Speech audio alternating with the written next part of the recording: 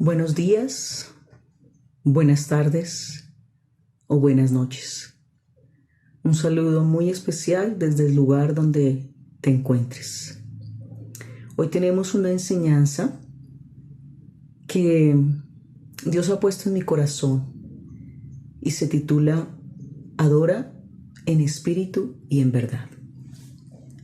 Nuestra cita bíblica, Juan 4, del 23 al 24.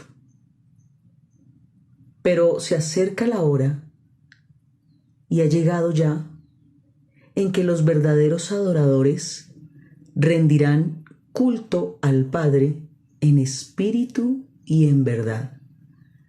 Porque así quiere el Padre que sean los que le adoren. Dios es espíritu y quienes le adoran deben hacerlo en espíritu y en verdad. Esta cita bíblica está en el Evangelio del Apóstol Juan, cuando Jesús está descansando en un sector de tantos de aquellos que caminaba, y se acercó a ese pozo una mujer samaritana, y él comenzó a hablar con ella. Tuvieron ahí una especie de conversación, y es de este contexto donde deseé sacar esta enseñanza. Quiero referenciar que nuestra adoración a Dios no está determinada por las circunstancias, ni nuestra relación con Dios es dictada por nuestras emociones. Sencillamente, sea cual sea nuestra situación, debemos alabarle y adorarle, porque Él nos ama hasta lo más profundo, hasta la médula, lo más profundo puede tener esa referencia especial. No por hacer algo especial es que Dios nos ama más o menos, simplemente Él nos ama. En el corazón del Padre la esencia es esa. Desde la eternidad y hasta la eternidad Él siempre ha deseado amar al hombre y rodearlo con todo el bien. No importa dónde hemos estado o de dónde venimos, Él siempre piensa en lo mismo. Podemos descansar en esa verdad. Es una verdad totalmente de Dios. Él escoge amarnos sin consideraciones.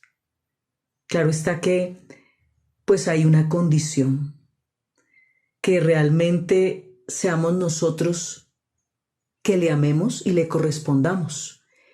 Y lo hacemos cuando realmente estamos deseando de corazón obedecerle. ¿A qué? Pues a sus mandamientos, a lo que Él nos ha enseñado. Porque ese amor tiene que ser correspondido. Debemos vivir para agradarle y honrarlo a Él. Y sobre todo, y por todo. Pues en realidad fácil no es que sea. Porque siempre lo que es verdadero implica ir una milla más, implica realmente hacer un esfuerzo especial dentro de las cosas naturales que somos nosotros, porque Él se encarga de las cosas sobrenaturales. Y al fin de cuentas es lo que realmente vale la pena. Hay una referencia aquí en esta escritura del Salmo 119, versículo 147, y dice: me levanto temprano antes de que salga el sol, clamo en busca de ayuda y pongo mi esperanza en tus palabras. Debido a ese gran amor, pues, hacia Dios por nosotros, podemos poner toda nuestra esperanza en su palabra, porque esa misma palabra es verdad. Y realmente, pues, el primer paso nuestro al levantarnos debería ser ese, ¿no? El buscarle a Él. En Juan 8:32 y también Juan 15:5 dice: y conoceréis la verdad y la verdad os hará libres. Porque está escrito, porque somos seres humanos que hemos caminado y hemos estado atados a una cantidad de cosas por nuestra naturaleza pecaminosa. Por eso es tan necesario buscar de Él en esa palabra tan linda que está escrita. Porque su verdad nos hace libres. Permanecemos en Él como su verdad permanece en nosotros. Es la única manera de ser libres. No por una decisión humana, sino por permanecer en lo que Él ha querido. cuesta realmente. En Juan 4:24 y 2 1:22, referencia, Dios es espíritu y quienes lo adoran deben hacerlo en espíritu y en verdad. Cuando Dios hizo la creación, si bien es cierto que creó a Adán, hombre, y a la mujer la extrae de él y le pone su nombre Eva, es cierto que la esencia inicialmente de ellos era la esencia de Dios, conformada por espíritu, era un ser espiritual, tenía un alma y habitaba en el cuerpo. De esa manera podríamos decir que fuimos sellados por el Espíritu cuando Él sopló aliento de vida y que eso es una garantía real, pero pues la condición de pecado que hizo caer al hombre y a la mujer nos hizo tener esa necesidad de nacer de nuevo, de renacer del Espíritu. Pero es necesario volver a ese comienzo, a esa esencia, a causa de la verdad que vive en nosotros y que estará en nosotros para siempre. O sea, independiente de lo que sea, esa verdad siempre va a permanecer. Cuán es importante que hagamos lo que Él dice, que es lo que quiere Él de nosotros, es que le conozcamos y le entendamos, dice la palabra. Lo adoramos en verdad porque Él es la verdad. Lo digo por aquellos que le conocemos como la verdad, ¿no? Y su verdad vive para siempre en el corazón del creyente, pero no de cualquier creyente, sino del creyente nacido de nuevo. Ese nacer de nuevo es haber hecho un alto y haberse apartado de ciertos caminos que sabemos que no le agradan a Dios. Es una decisión. Es tener determinación y es empezar a vivir una vida con dedicación. Nuestros corazones se vuelven a Él en adoración porque Él es el Dios que nunca miente. Hay una referencia específica en Tito 1:2. ¿Por qué nunca miente? Porque cada una de esas promesas que Él escribió, aún para su pueblo, aún para la iglesia, ellas se cumplirán para los hijos de Dios. Quiero también tocar un tema especial de que cuando el Padre busca adoradores en espíritu y en verdad, ese es un concepto que muchas personas que están relacionadas con el cántico, con la música, con la adoración en cuanto a instrumentos y la parte vocal, deben tener en cuenta. Entonces tengo algunas cosas que encontré y que vale la pena resaltar. ¿Cómo debe ser ese canto, esa adoración? Inicialmente debe tener un contenido bíblico, un soporte especial. En Colosenses 3:16 habla que habiten ustedes la palabra de Cristo con toda su riqueza. Instrúyanse y aconséjense unos a otros con toda sabiduría y canten salmos, himnos y canciones espirituales a Dios con gratitud de corazón. Por eso hay que tener en cuenta de aquello que escribimos o componemos, tenga realmente esa esencia, esa verdad escrita y determinada. Más que manifestar emociones, aún actitudes, que tenga la referencia de un soporte bíblico.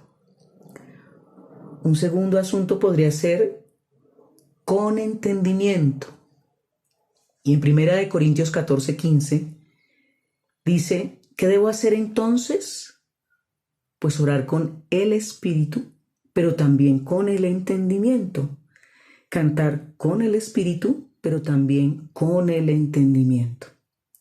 Una vez más aquí referencia de que más que cantar emociones o voluntad o acciones o cosas que salgan del alma o de la misma carne, es mejor cantar cosas del Espíritu. Y si tu espíritu está relacionado, unido en intimidad con el Espíritu de Dios, se va a cantar y se va a orar con el mismo entendimiento. Un tercer aspecto es que edifique vidas. Y en Salmo 149:1 dice: canten al Señor con cántico nuevo, alábenlo en la comunidad de los fieles. Ese cántico nuevo tiene que ver con algo que salga de tu interior, del corazón. Y estoy hablando del corazón del hombre, no del corazón humano, de la carne, sino del corazón avivado espiritualmente, de un corazón nacido de nuevo, de un corazón que está unido al Espíritu de Dios. Y en 1 Corintios 14:26 también habla de: ¿qué concluimos, hermanos? Que cuando se reúnan, cada uno pueda tener un himno, una enseñanza, una revelación, un mensaje en lenguas o una interpretación. Todo esto debe hacerse para la edificación de la iglesia.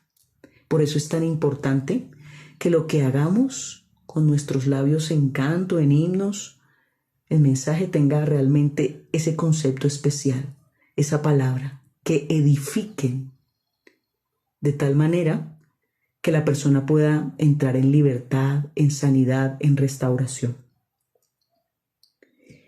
Otro aspecto importante: debe traer gozo y gratitud por gracia. En Efesios 5:19 hay algo que es bien hermoso y dice: anímense unos a otros con salmos, himnos y canciones espirituales. Canten y alaben al Señor con el corazón.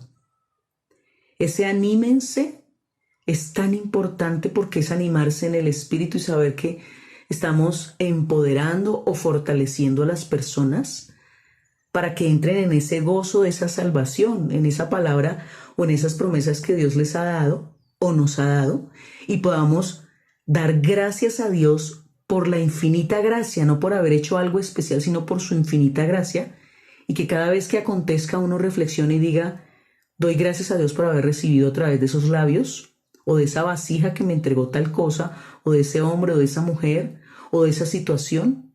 Dar gracias plenas a Dios. Un siguiente aspecto, acompañado con música apropiada.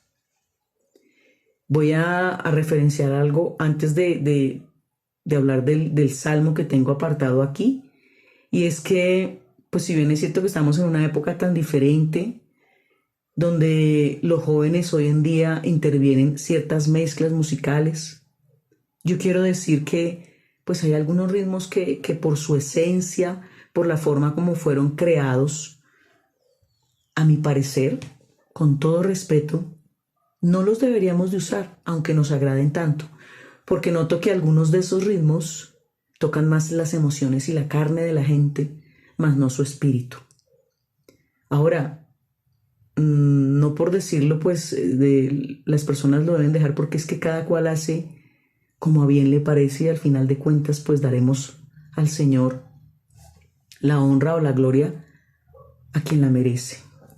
Dice Salmo 81:1-2: canten alegres a Dios, nuestra fortaleza, aclamen con regocijo al Dios de Jacob, entonen salmos, toquen ya la pandereta, la lira y el arpa melodiosa.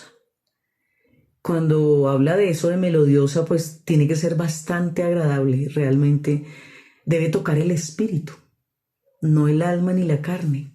Claro, manifestamos emociones a través de nuestra alma, pero qué lindo sería que adorásemos con las emociones correctas y adorásemos con el movimiento correcto corporal.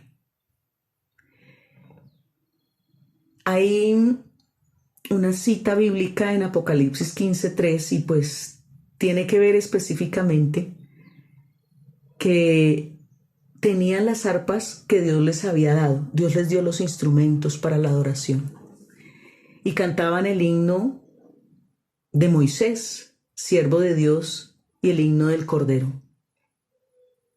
Grandes y maravillosas son tus obras, Señor, Dios Todopoderoso, justos y verdaderos son tus caminos, Rey de las naciones. Ahí habla específicamente de un canto o un himno que hizo Moisés cuando ya estaba ingresando a la tierra, apartándose de Egipto, separándose del pecado realmente. Eso hizo que él adorara de una manera diferente. Por eso hablábamos de eso, de ese acompañamiento de manera correcta de letras y aún ritmos. Un siguiente aspecto, dar gloria a Dios. En 1 Corintios 10:31 y en Apocalipsis 5, del 9 al 14, hace referencia a que sea lo que hagamos.